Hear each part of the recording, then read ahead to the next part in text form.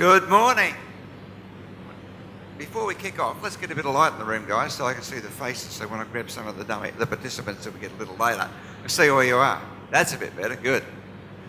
Everybody hold your right hand in front like this in handshaking position. Uncross your legs, take a relaxed position, right hand in front. Now, when I say the word now, here's what we're going to do. I'm going to ask you to turn to someone beside you, shake hands as if you're meeting for the first time, and keep pumping till I ask you to stop. Then you'll stop and freeze it, and we're going to analyse what's happening. You got that? You don't have time to think about this? Do it now. Pick anybody and pump, pump. Everybody, pump, pump, pump, pump, pump. Freeze it, hold it, stop, hold it, freeze it. Keep your hands locked. Keep them locked. Person whose hand is most on top is saying, I'll be the boss for the rest of the day.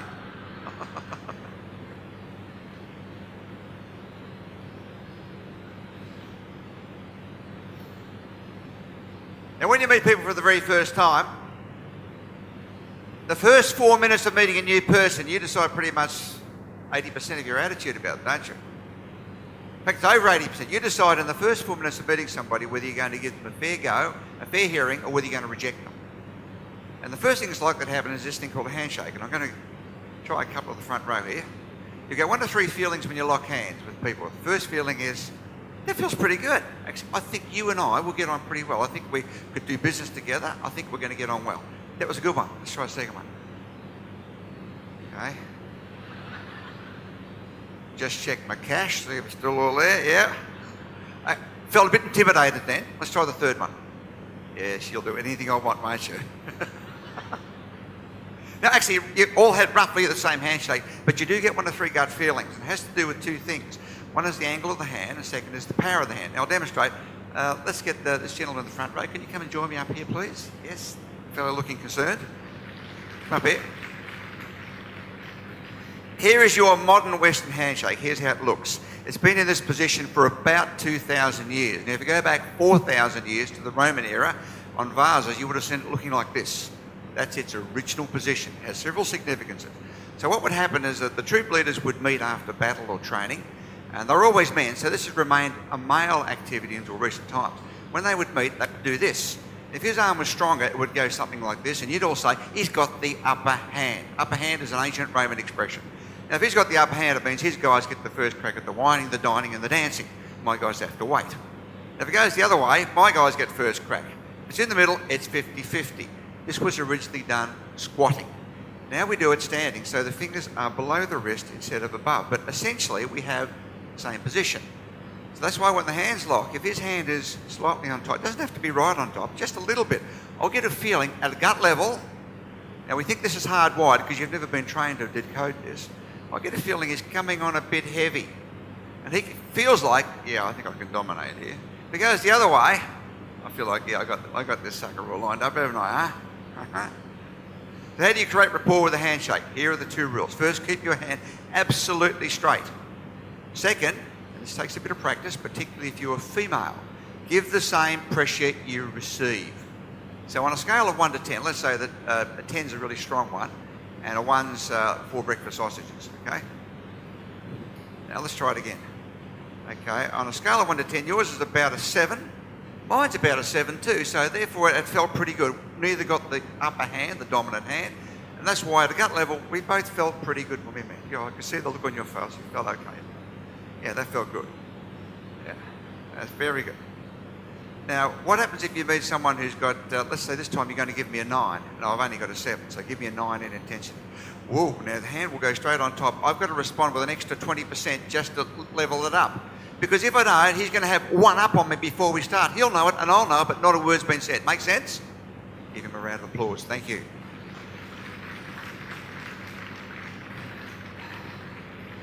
Now, there are more connections between your brain and the palm of your hands than any other body part. Did you know this?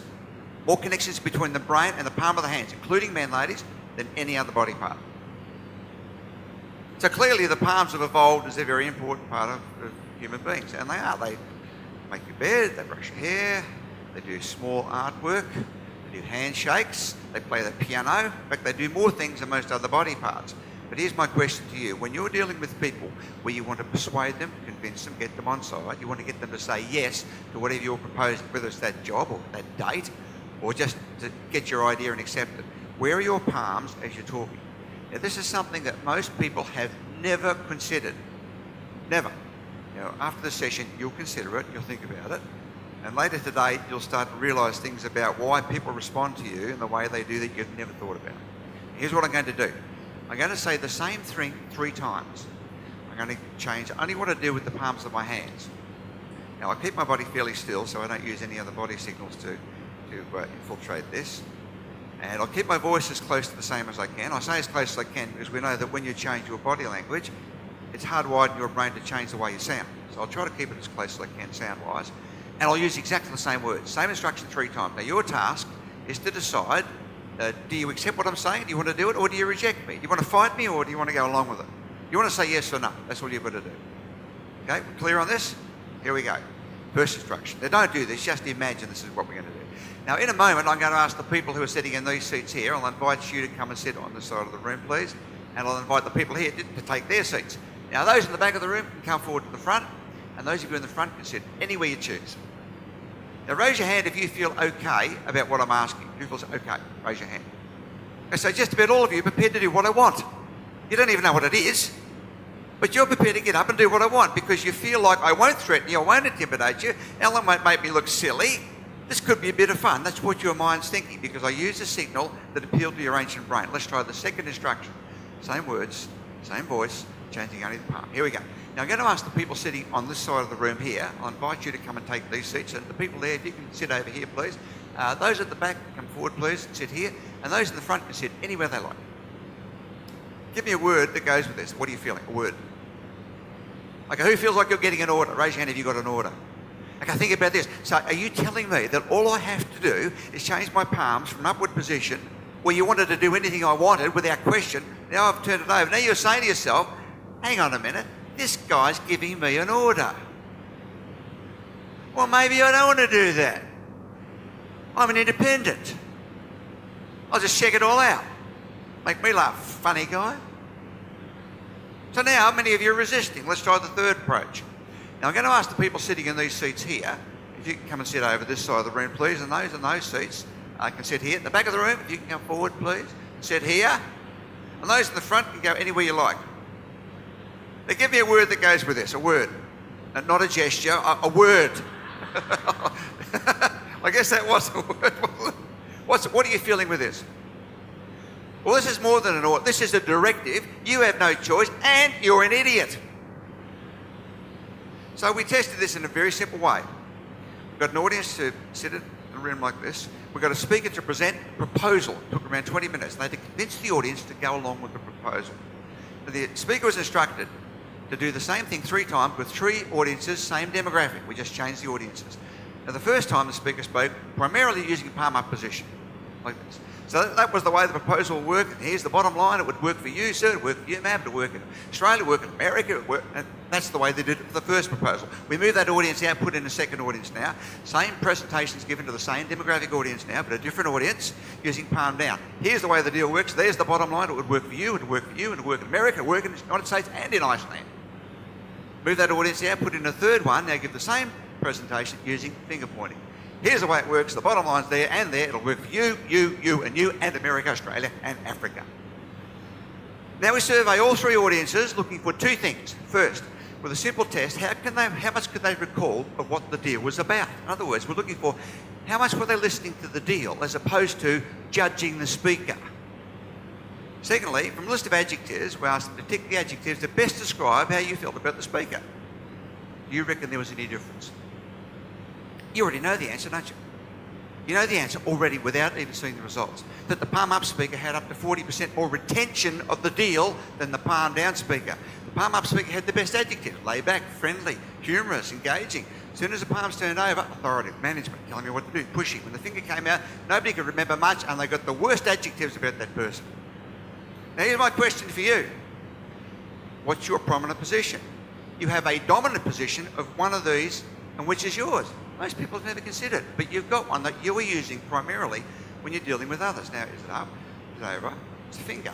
Now, we know the palm down, historically, is a power signal. There's more power, in fact, 4 times more power in your hands facing down than up. Think of famous examples like Adolf Hitler. The Nazis salute when Hail Hitler. And it frightened everybody. How would he have gone if he had gone, Hail Hitler? Nobody's going to follow Hail Hitler. That's scary. That's submission. Now, here's the good news about this, that you can change and modify your hand signals with a little practice. Now, when you first start to do this, what happens if later today or tonight you suddenly discover you're a finger pointer? Like you're talking to a few of your friends that are here and you've forgotten all about it, and you're talking and they're watching, looking at your hand. And there it is, hitting these silly idiots on the head, knocking them into submission. Now, the thing about body language, it's an outward reflection of your emotional condition. All body language shows is how you're feeling. Whatever attitude or emotion you're feeling is likely to be reflected in a gesture, movement, or posture. Now, the reverse is true as well. If you intentionally take certain positions or postures, then you'll start to feel the emotions that go with it. For example, everybody copy this. It's like a form of praying, just lightly tap it back and forth. Now, put a little smile on your face. No teeth. Call out your attitude. How do you feel when you do this? Yeah, you're hatching a good plan, aren't you? You're pretty smart. You are in charge. In fact, the word that goes with this is confidence. If you're feeling confident, like, I know what I'm talking about, I'm in charge, I'm an expert. This is one that may appear, you may unconsciously use it. But if you intentionally use this in situations where you're feeling tense or nervous, it does two things. First is, when you intentionally take the gesture as you just did, you start to feel more confident, in charge.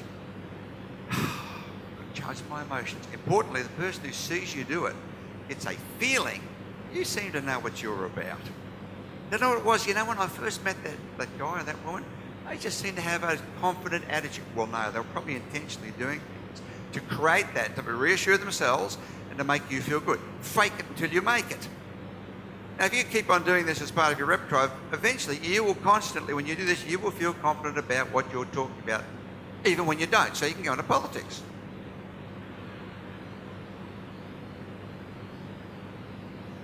So here's my question for you. What is your dominant position? Palm up, palm over, finger point. Think about life today, in business and in personal relationships. It's all first about people. Does somebody buy you? Now, if somebody buys you, particularly the first 4 minutes, they're forming up to 90% of their opinion about you. If they buy you, there's a good chance they'll buy whatever goes with you. What goes with you is what you want them to do. The other thing is also true. If they don't buy you, they're not going to buy whatever goes with you, even if it's a good idea. They don't get that connection. They feel that you don't like them or you're threatening or intimidating. Suddenly they just don't want to say yes to whatever you're suggesting, even if this is a good idea.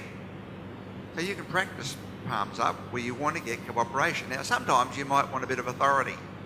You'll turn the palm over. So, for example, if the fire alarm went off in this building, I would say, now, here's what we're going to do. We're going to go by that exit, and that exit, and that exit. I wouldn't say, now, here's what we need to do. We're going to go...